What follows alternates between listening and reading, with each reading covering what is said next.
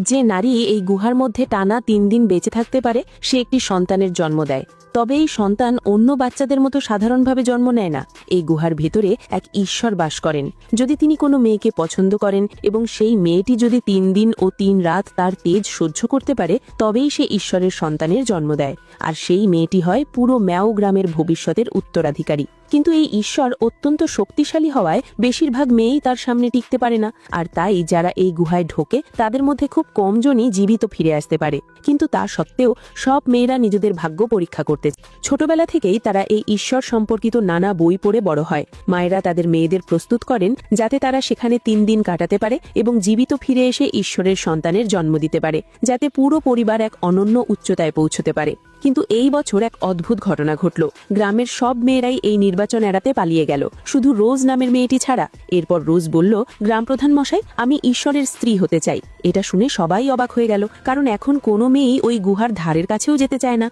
গ্রামবাসীরাও ভাবল রোজ হয়তো কোনো ছেলেকে পছন্দ করে, তাই সে সেখানে যেতে চাইছে। কিন্তু রোজ জানালো যে সে যেভাবেই হোক গুহায় যেতে চায় এবং ঈশ্বরের সন্তান নিয়েই ফিরে আসবে। গ্রামপ্রধান বললেন, ঠিক আছে, তোর যদি এতই শখ হয় তবে আমরা তোকে ঈশ্বরের কাছেই পাঠাবো। কিন্তু কেউ জানত না যে রোজের আসল উদ্দেশ্য ঈশ্বরের সন্তানের জন্ম দেওয়া নয়, বরং নিজের সেই বোনের মৃত্যুর প্রতিশোধ নেওয়া, যাকে ওই ঈশ্বর মেরে ফেলেছিলেন। পরের পার্টের জন্য কমেন্ট করুন।